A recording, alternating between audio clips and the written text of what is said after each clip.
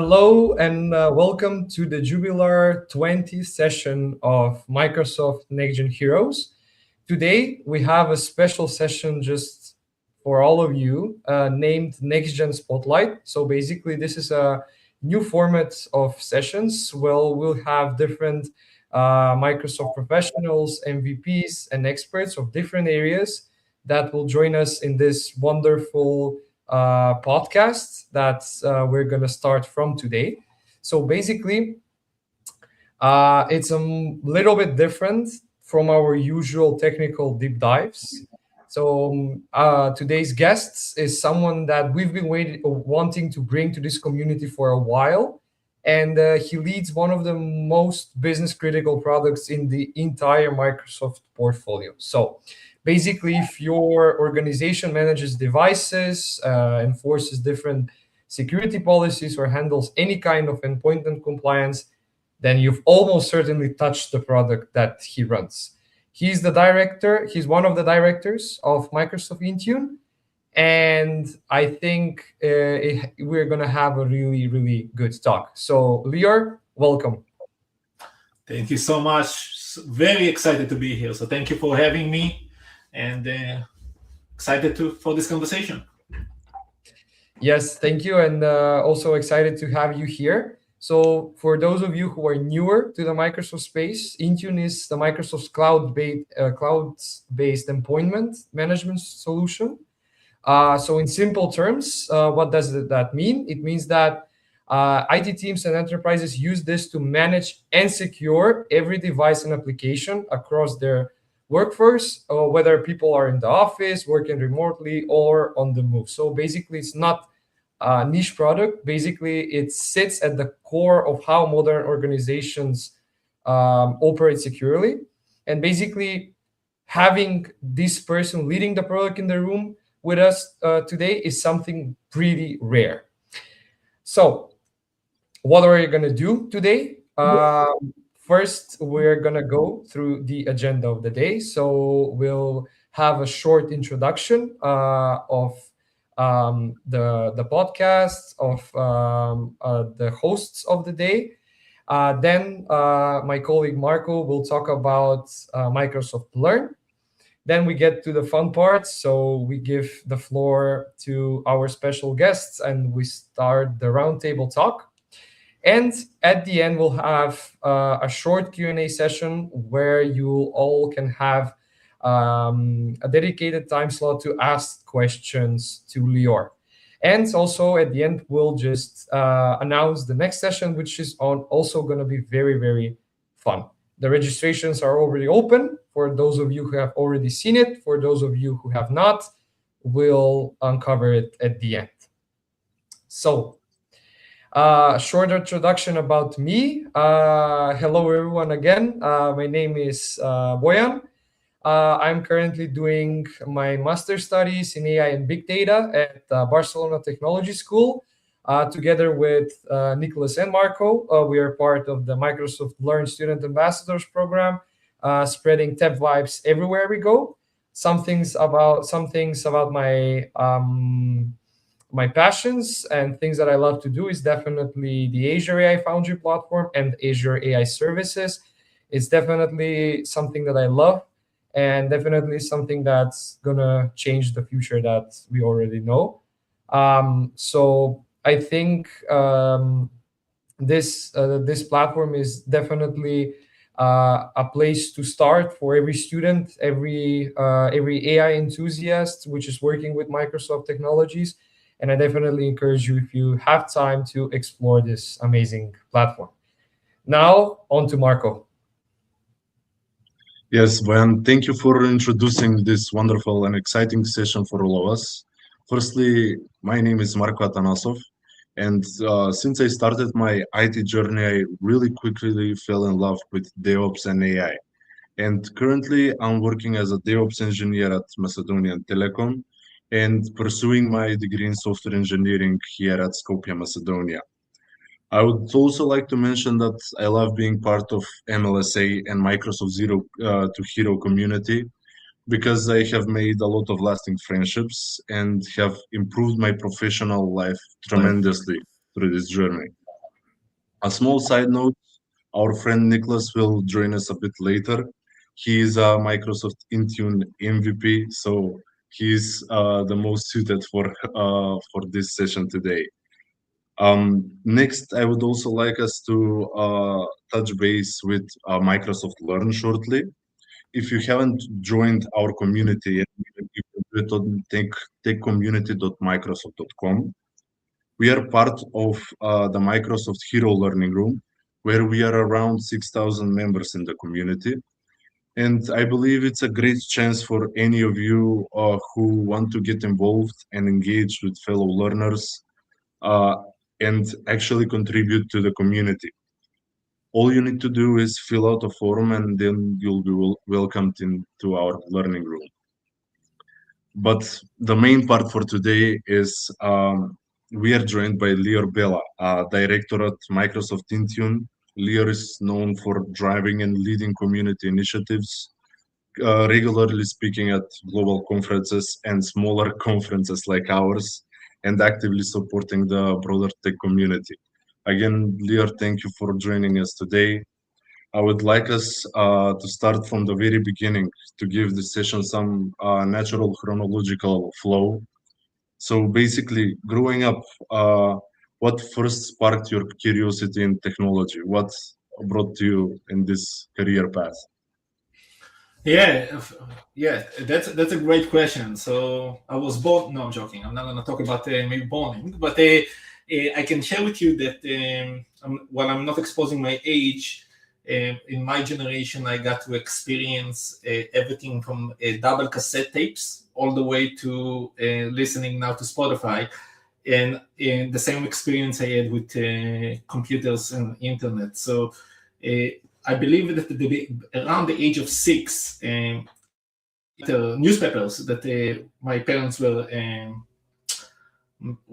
member of, they used to have like a one line of code of HTML in every day of the newsletter and the newspaper. I'm sorry, and every day it was I used to open Notepad in Windows 3.1 and or DOS actually. I used to add some things within Notepad and adding new things, how to break lines, how to do bold messages, how to build slowly all of the language around HTML. Very quickly, I kind of start building more sites and start writing more code, and I moved to Java, C++, and all of those pieces just for fun. I honestly never designed it for fun.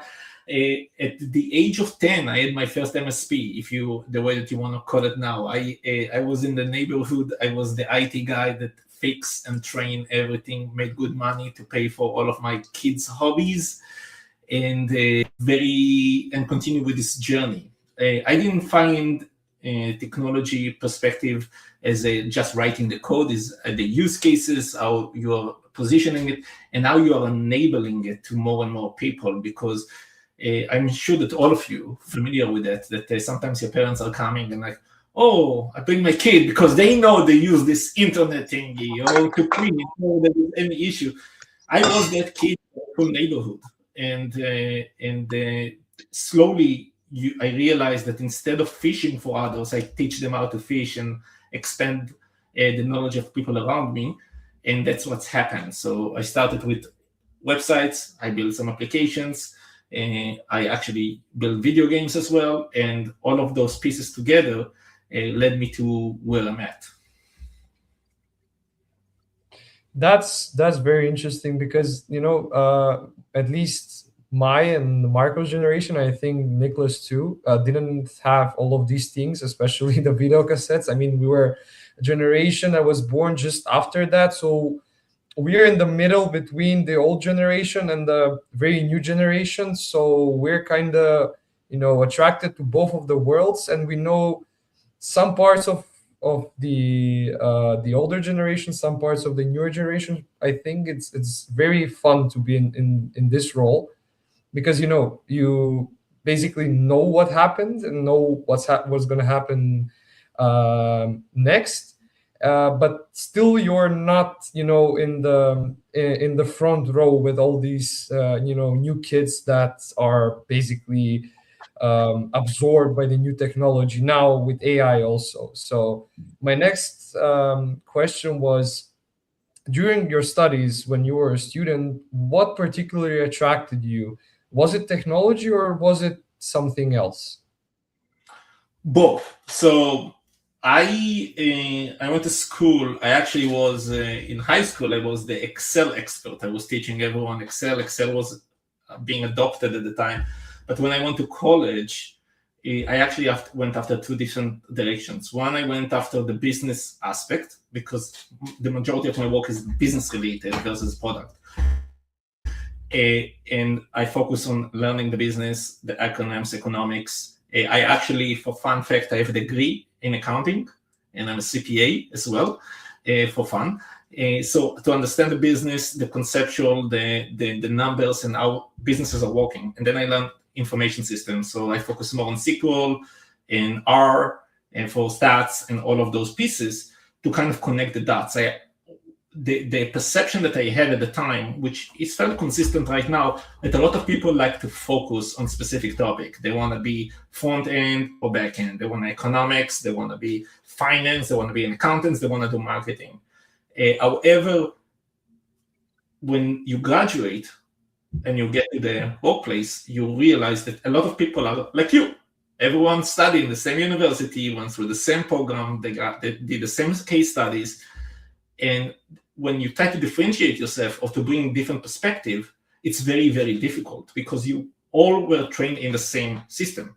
When I start focusing on understanding both the product side, the coding side, the business objectives, a little bit marketing, the economics resources, and focus across everything together, allowed me to, when I look at a topic or a problem or an opportunity, I'm able to look at that from so many different angles, while I wouldn't say that I'm able to 300 level deep dive on every topic, but I'm dangerous enough to understand what are the opportunities, what we should look into.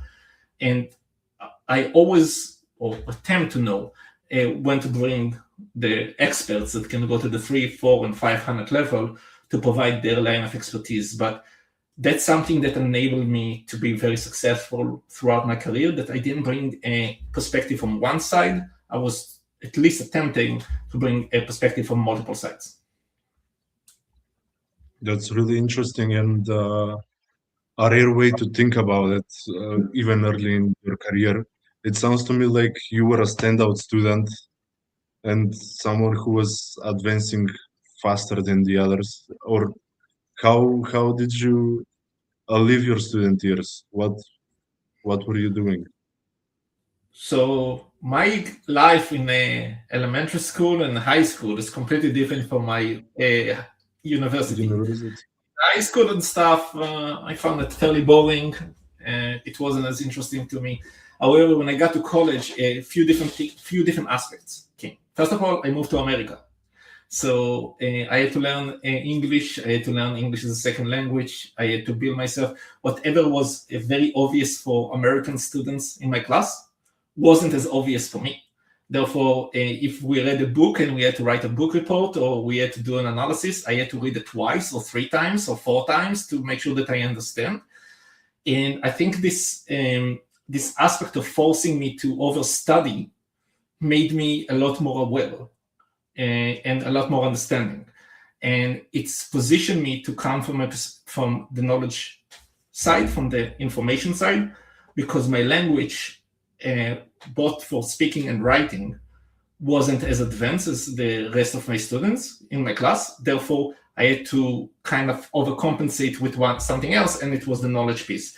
A fun fact: most of my friends that I created are the people we're on college that tend to cheat and copy out of me, and that's how I made a lot of friends, because people, we want to copy from Lior, and that's how some of them are good friends until nowadays. But so it did generate some sort of a benefit around it. So, and then at college, I was definitely very serious. I think the benefits of I found something that I'm interested in. I always was able to sign up for classes that I care about and I'm interested.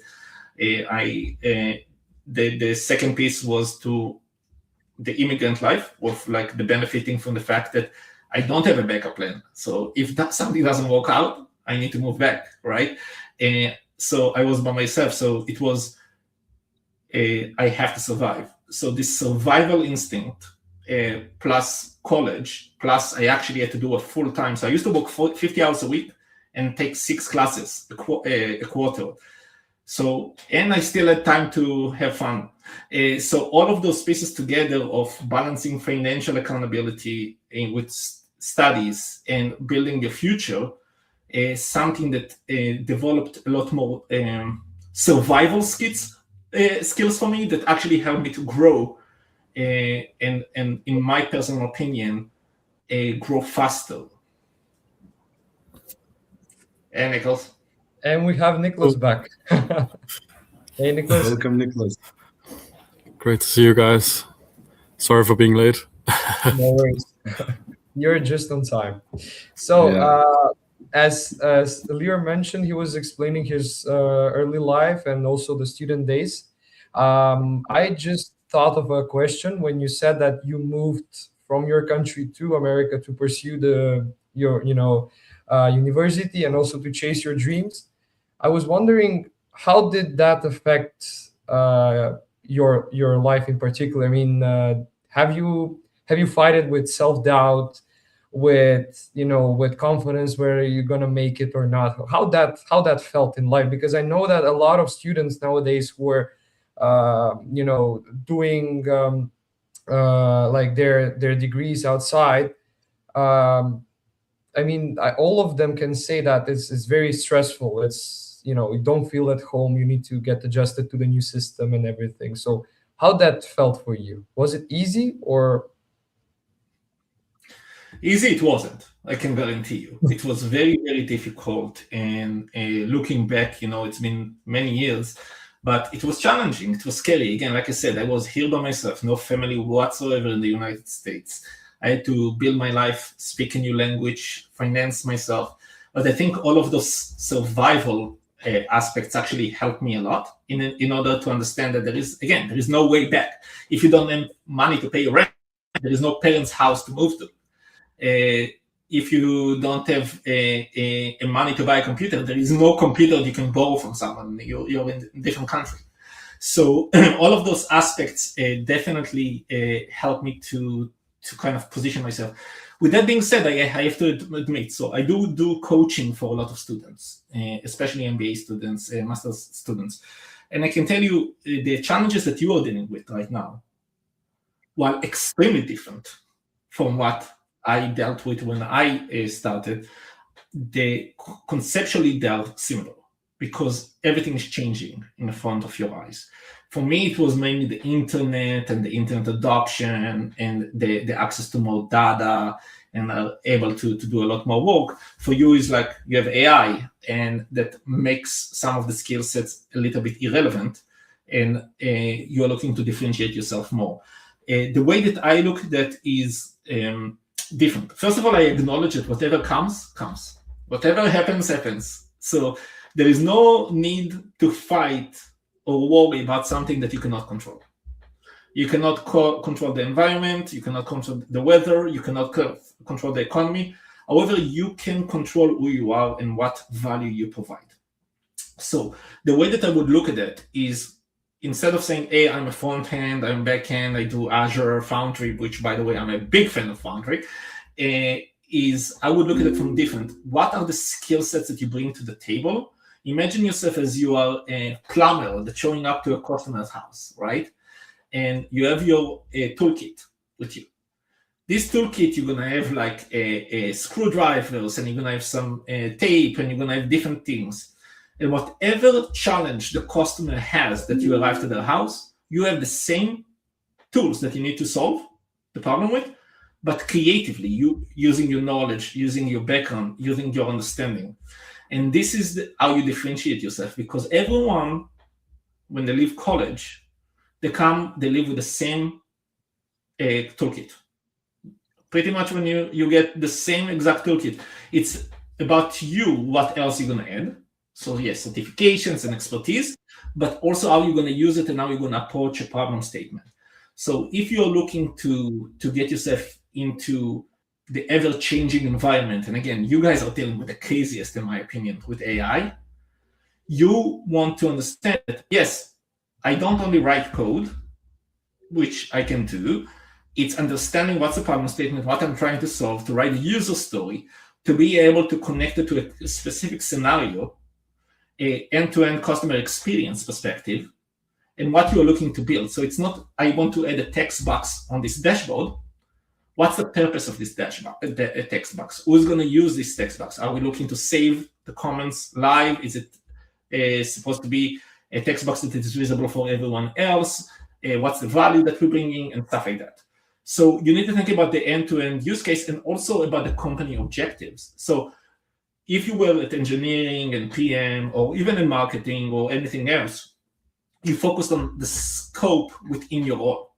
It's impossible. This is not the future. You need to think about when your CEO speaks about growth opportunities, you need to think about how your job is aligned with what the CEO, CFO, CISO, CTO, everyone's saying, and how the contributions that you do in your day-to-day meets the overall goals of the company. So you are not a small, before we used to say that we are small pieces of the big machine. And even if you lose one screw, it's okay, the machine can still run. You need to be a more meaningful piece of machine to make sure that you are able to provide value and you are not being easy to be replaced. So you're not saying, oh, I have someone else that knows to write code. I know that Marco is able to understand the customer pain point, understand exactly what they are asking for. Even though they ask for a text box, maybe they're actually looking for something else. And develop it and make the customer needs in an innovative way and bring it from the beginning to an end versus just do your part. Yeah,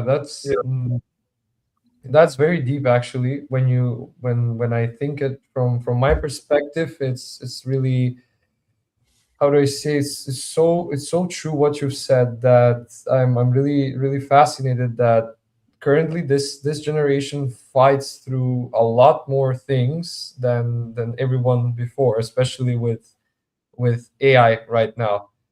So Nicholas, you want to jump in? Yeah, so it's actually a pretty good statement. But when we're talking about AI and the evolving world, so from your point of view, how does Microsoft help giving us the right tools for adapting AI and learning, and also for young students as Boyan and Marco and me as well? Like, how are you helping us getting into the ever-evolving AI world? Yeah, that's a good question. The big piece around it is understand what is possible. AI is a completely new thing for all of us. Sometimes when someone make a funny picture on AI, it's like, oh, I didn't know you can do it with AI or stuff like that. You need to test what is possible. What I do in my role, I'm actually in a bigger, I see myself in a bigger risk because I've been around in the business for so long. AI can replace me. It's to understand exactly what AI is capable, where AI is actually supporting you versus replacing you. And it's okay to do some replacement. I have a lot of operational tasks. I have 7 agents that are running right now that doing a lot of my operational tasks on a day-to-day to prepare and to prepare me for the day and save me on operational time. And so I can actually focus on inventing, thinking, communicating, building relationship, everything else. And you know what? On my personal life and having fun with my kids. So it's not about your job also. So Microsoft, first of all, has a lot of trainings, a lot of trainings in place. I be honest, I think that if I were someone to start, I would look at 2 separate training if you look at Microsoft specific. One is in Microsoft 365 Copilot Studio. And the second, to take a couple of classes in online. You can take them on LinkedIn and Microsoft site. And the other one is Azure AI Foundry to understand those two. Those two are connected in the backend. Once you understand what are the processes, how easy, it's super easy to build an agent and pull information and automate some of the regular day-to-day pain points that you have, It's going to help you to understand the capabilities, what are the dependencies. Some features are included within specific licenses and things like that. In addition to it, I would go also for GitHub Copilot. I'm a huge fan, so I use VS Code for most of my stuff integrated with GitHub Copilot, and I'm able to use all of the models and test each one of the models. What Cloud is good for, what is Gemini is good for, what is ChatGPT is good for, and to see all of those different scenarios, because one of the key things is not about burning tokens. It's the ability to actually use tokens wisely. And if you have an existing models that you can run on your own machine to generate some information and save you on token consumption and AI consumption is much better, while understanding that specific motions and specific tasks, they have to offload to a specific type of models and get familiar with that. This is a big value that I'm still learning. I am literally still playing with it. I can tell you that I'm trying to spend about 10 hours a week on AI and learning and exploring. I don't want to sound like a salesperson, but Microsoft 365 Copilot Co-work, which I think we announced for the consumer business. As you can imagine, Microsoft, we get to test products way earlier, is a game changer is an understatement. So what's happening with Microsoft 365 Co-work is a game changer in a sense of productivity and productivity and cost saving, specifically for me as a user that is not only from writing codes perspective, from the day-to-day operations, Microsoft Teams, Office, OneDrive, websites, whatever you need. It's doing a phenomenal job. It's not like and it's even create amazing PowerPoints, which not the PowerPoints that we're familiar with. And then it's creating beautiful PowerPoints and very to the point. It knows how to pull from a Work IQ. It knows how to pull all of your data from your own tenant. So it's making educated content. So I get to a level that in the past, when I used to ask AI stuff, I used to get to a 30% stage and build the rest of the 70%. I'm comfortable to say from my experience this week, I'm getting to the 95% stage with AI, and I have 5% edits. Clearly, on existing content and existing topics that we have, if I have something new, I have to create it. But the opportunity is to understand how you can leverage AI and prompt engineering, specifically, to understand how to write a comments for AI to save you on all of those tasks that you need to do.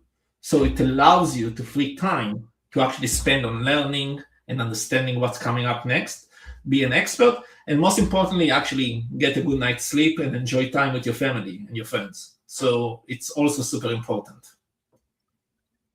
I have another thing to follow up with that as well, is that so now we've talked a lot about AI, and AI is important, of course, but let's say that Bo and Marco and I haven't started in IT yet or started studying yet, but want to study IT. Is AI the way to go in the future? If you want to do something in IT, is that where you should start learning? Or what would you recommend? For new members that entering the workforce, I would recommend to take AI as one of the pillars of learning versus putting it as the sole topic that you want to learn about.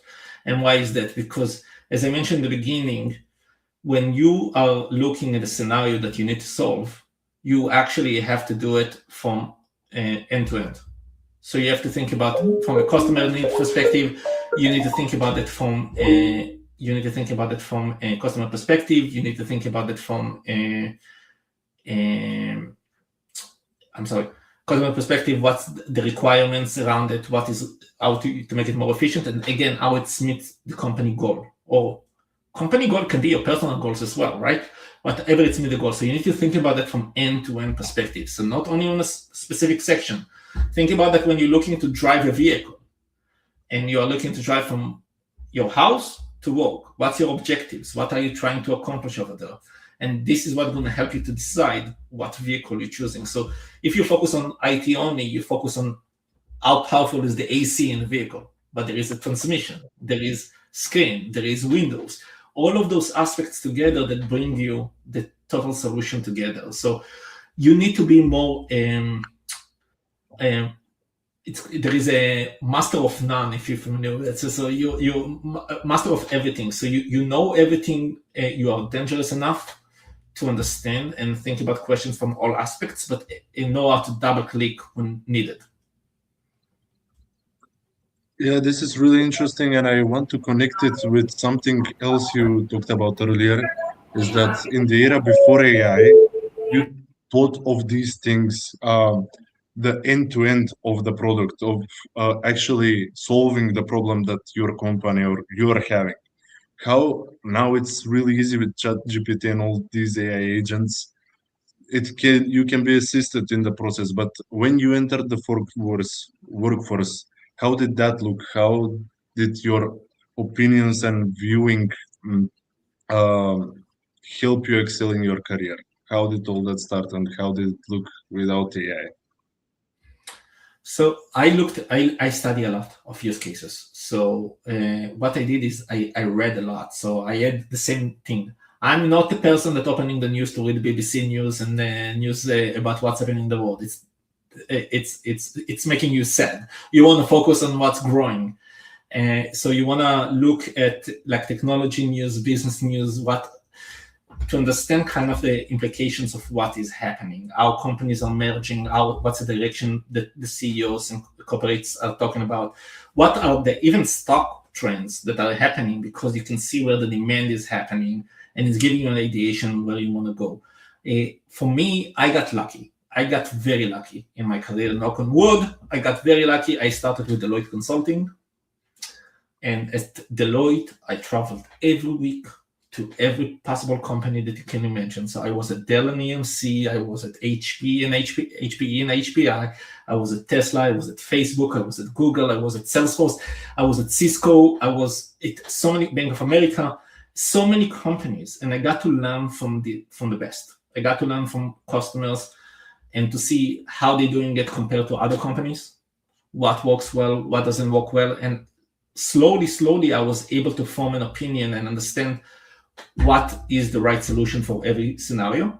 And using this experience, it's allowed me to position myself to better look at different scenarios. Again, industry, customer size, customer objective, everything can change what you recommend and what you're looking to do. So I got really lucky in this aspect. That's some of an experience that you've mentioned. I mean, working in all of these companies is really amazing, and I cannot remember a person that has been through all of these companies and has this kind of a journey. So kudos to you about this, and it's really, really amazing. But I wanted to touch one company that you've mentioned, that is Microsoft. So how did your journey at Microsoft start, and how is, for example, one day as one of the directors of Microsoft into, how does it feel? Yeah, it was my journey started. So I came from Deloitte Consulting, as I mentioned. I was an expert in strategy and self-strategy consulting for tech industry only. So, and my last project I ever did, it was the Dell and EMC merger, when Dell and EMC merged together. And I got to see some great stuff from the Dell folks, and I learned a lot. And then I decided that in consulting, you usually come for the busy season. When the decision has been made, the acquisition has been made, and then you need to make sure that you're merging everything and everything goes well on day one. So it was always super busy. I got a lot of exposure, but it was hard for me because I wasn't involved in the pre-decision and the post-decision. So after I implemented my solution, I not necessarily was able to follow up on the impact that I made and do learnings, because at consulting, you jump from one project to another. So when Microsoft came out of the blue, completely out of the blue. Microsoft wasn't a consideration for me. I actually was about to move to a startup. That was the direction that I was looking for. And this opportunity came, and with the skill set that I already held. So I actually was a sales excellence lead here in the United States, not connected to anything that I'm doing right now. But because I got to a new company, I already was an expert on where I'm at and what I know. It was easier for me to start with this new company. And because I knew what I'm doing, and I just got to know Microsoft. And believe me, that my first year at Microsoft was 80, 90 hours weeks. And I got to learn a lot. It was like jumping to the ocean and learning how to swim. And while the sharks are around you and the water is cold. So everything was easy. It was difficult, I'm sorry. And then I got lucky to meet a woman named Christine Bell that brought me an opportunity to move to the Surface innovation team, Microsoft Surface. And I got to experience everything from a community perspective to understand how partners are functioning and what our partner ecosystem is, and identify what are the customer pains and how to speak to our products, how to speak about our products. I was involved heavily, if you guys remember the Surface Pro X, when we launched our first ever a Qualcomm processor after we shifted, after we expanded from Intel and AMD, got to experience a lot of those combination of hardware vendors versus software vendors and how to connect everything.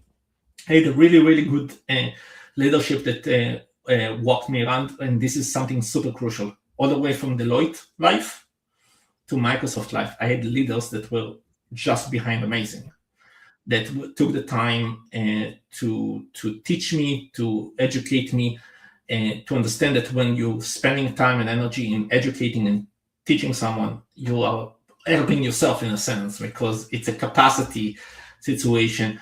And I got to work also for whoever now leads all of Microsoft security, Hayat. She is our big boss of Microsoft security, and she was my direct manager. So I got to get training from the best in class to learn exactly how things moving. When I moved to the intern side, I also was giving a lot of freedom and a lot of support. I was given the freedom in a sense of, this is what we need you to solve, but that's it. I'm very good at ambiguity. That's what I'm known for. And I had a Microsoft Managed Desktop, and then we created AutoPatch as a result of it, and then moved to Intune, did a Mac management, and slowly, I grew up within the company and showed that I driving value. The big piece is to remember, focus on your objectives. There is a lot of noise around you. There is a lot of challenges. Some people call it politics. Some people call it different ways. Try to avoid it. Try to focus on what you need to accomplish, what the company is paying you for, and try to reduce the noise. It's not always successful, but focus on what you do, driving impact. Think about what's right for your employer versus thinking about your scope as a small scope, and deliver value. And when I was able to bring value and to multiple products at once, and connecting the dots between the product, marketing, sales, business teams, everyone together to speak the same language and understand what's the value, things got a lot easier, and I got promoted in the business side and focus on growth opportunities with our partners and our communities and everything else. So I just went. I went with what's happened. I was always welcoming new opportunities. I never, if you ask me, what's your 10 years plan, 20 years plan, I never had one. I wasn't making it because I felt that agility is the biggest value that you can bring. If you are fixed on, this is my career goal in 10 years time, you might gonna miss a lot of other opportunities that you have in place just because you are so focused on one point. But then you understand that, oh, I'm good at this, or I understand this, or this topic excites me a lot more. And those kind of conversations and learnings that I had allowed me to kind of constantly shuffle my career to the right direction.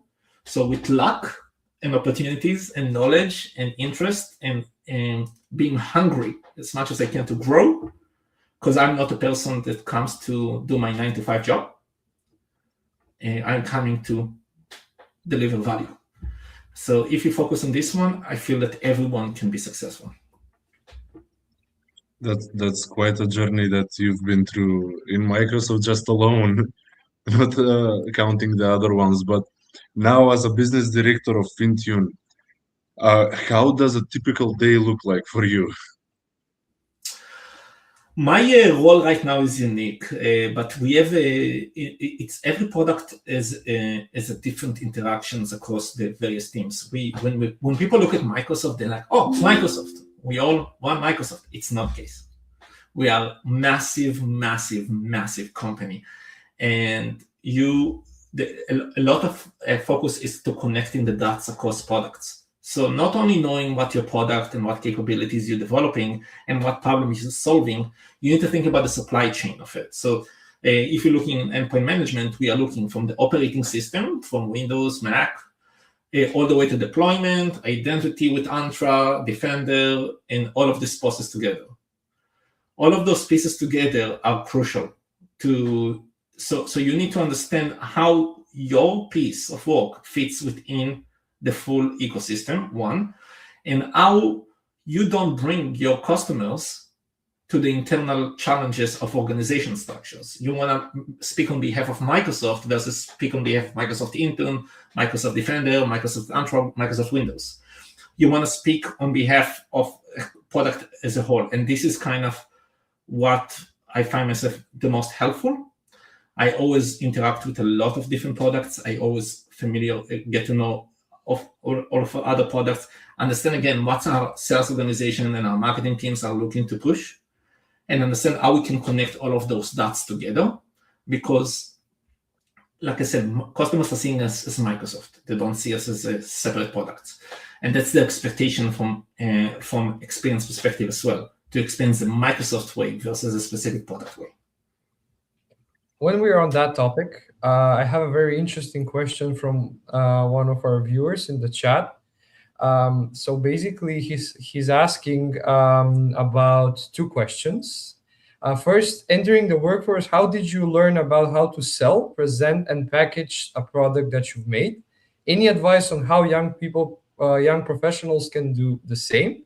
And the second question, in this age of AI, do you think that the go-to-market strategies have changed with the many new AI-native products? If yes, how? If no, why not?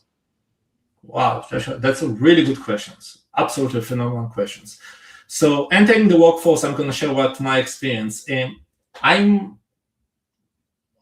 like to give myself credit as a good salesperson, because I am not selling to retire quota. I am when I sell, it sounds like a selling, but I'm just sharing my personal experience. When I use products, I get to know my products. When I had Intune, I used Intune. The number of times that I deployed devices and broke them is ridiculous.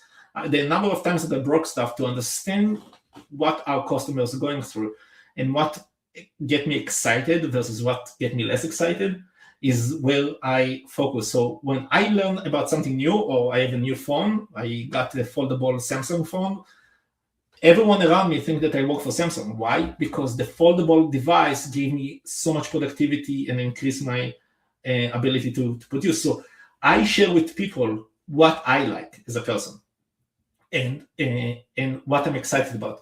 So it might sound as salesy, but it's actually me getting very excited about what I'm using and what I'm driving. And because I speak to so many people, I'm in conferences all the time, I speak to customers, partners, I understand and I hear from them what's the pain point, what the experience, what the sentiment. So I'm able to answer and address the challenges with sharing the way that I do it or the way that it's possible. And a lot of times people assume that you cannot do something, but it's available already in one of our tools. So the ability to speak about it is super crucial. I personally also went to a speech classes in university. So I learned how to speak and position things to be more focused. And the second question, can you remind me? I'm sorry. Yes, of course. So the second part of the question is, in this age of AI, do you think that the go-to-market strategies have changed with the many new AI native products? If yes, how? If not, why not? Absolutely changed. Everything's changed. So right now, for example, a lot of marketing and for go-to-market is AI content that's prepared. This is missing the natural value of it. I will never, for example, you see some, especially on social media and marketing, you see someone put a prompt and just created some content. Tell me a little bit about what is Microsoft Autopilot. Or this is not what you're looking for. You're looking for write a prompt, use AI to write a prompt, but write a prompt to be more specific to what your customers are looking for, what your users, right, what your followers are looking. So it's not like let AI just generate content. Also from a GTM perspective, what I did notice that I'm not sure if it's related to AI or COVID, but people do appreciate more of the in-person meetings. People do in conferences, you see a lot more people attending conferences, a lot one-on-one discussions.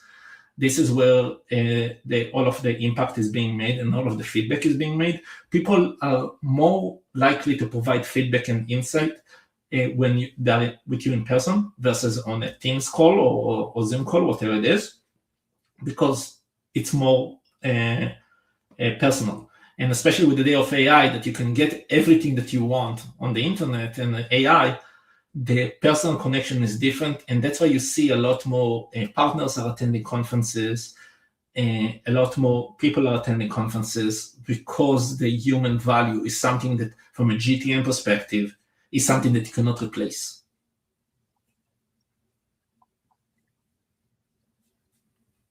Yeah, so that's I think we've answered the questions from the public. And before you go, Lior, I wanted to ask you one last question, and that is, how would you, what exactly, what advice would you give to students who feel overwhelmed by how fast technology is moving today, and what keeps you motivated after reaching such a high level in your career? Yeah, so a few different things. Don't stress out on stuff that you cannot control. Accept it. Sometimes, like, understanding that things will happen regardless of your involvement, there's nothing to worry about, right? Always make sure that instead of scrolling over TikTok or whatever it is, spend this time actually scrolling and learning some new AI capabilities. Open discussion with AI, literally voice calls, and do stuff. Understand what the capabilities, what are the use cases. Don't just focus on reading how to do stuff. Explore it. Try it yourself. This is where you want to know, because people, like I said, people will not know what AI is possible, what's possible with AI, unless they see it and then they have an example, right? So all of those pieces together, you really want to be able to drive value and accept that things are changing. For me, title is nothing. I'll be completely honest with you. Title is completely nothing. For me, I don't live for any title. I live for the challenge. I always need some new problem to solve, and you think that what excites me the most is when people saying, "Oh, we tried it before. We have done it. Oh, it's not going to work." And I'm like, I'm going to prove you wrong. I'm going to show you that we can do it, because this assumption is usually grounded with previous experience from 10, 20 years ago or 5 years ago. And it's also with the perception of what people have from visibility perspective, of what they know about the capabilities, but not necessarily what the capabilities that are available. So always challenge the ecosystem, be scrappy. Jason Rozak, our VP of product, he always say, be scrappy. Go fast. Try something. You don't have to check the boxes on everything that you try. You want to try something to see if it makes sense. And if that, go build it and go evaluate it. So this is the pieces that you want to do. You want to fail fast, try fast, fail fast. And if you're successful and you see something, it works. I can tell you that what you see on the internet at iLunch, I launch motions and products once in X amount of time. Some of it's been year and a half, 2 years brewing. Because it's sitting with me, I'm investigating, I'm learning, I'm making sure that I understand what we're doing before we start randomizing everyone else. So I'm currently working on about 16 different motions that you're probably going to see one or two of them in the future. So I'm exploring all of them to see what's the next big thing, what's the next opportunity, where we should focus on growth. And then once I'm convinced on it, I'm able to be able to convince others. And you ask me about the sales, how to be a seller.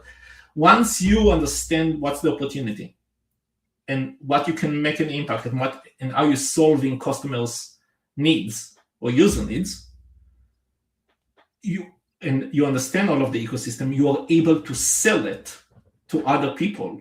So you have to go to finance, you have to go to marketing, you have to go to engineering, you have to go to product, you have to go to so many different teams to get the signing, because you can come up with an idea, but if sales organization doesn't support you, or the business planning teams will not create a SKU for you to sell this product, it's not valuable.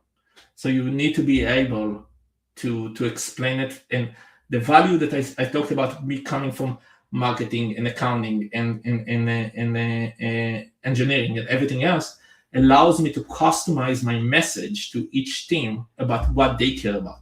The good news for you is that you have AI. So you can actually take similar message and say, hey, customize it for my marketing team, what they care about, versus focus it on a more technical from engineering, from a back-end work, what they need to do so they can size the opportunity and understand how many hours they need to spend on it and if it's a priority compared to other features. So all of those pieces allow you to customize one problem statement to so many different languages.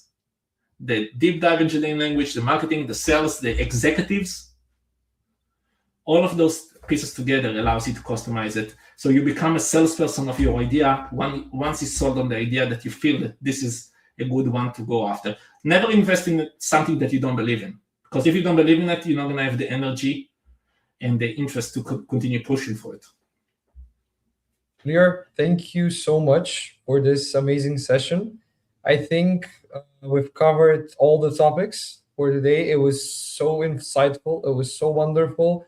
I think everyone who will watch this session and everyone who is watching it live right now, it will be just an added value of a session, because this is so insightful, and I think people can really take this advice that you give, especially young professionals and students like us, because really the world is changing rapidly. You know what you need to do exactly, and as you said just before the ending, never do something that you don't trust. You need to believe in it. You need to believe that it's going to happen, and it's going to make your life feel better. So thank you again. I guess that this won't be our last session. We'll have another session maybe soon on a very interesting, maybe this time a technical topic.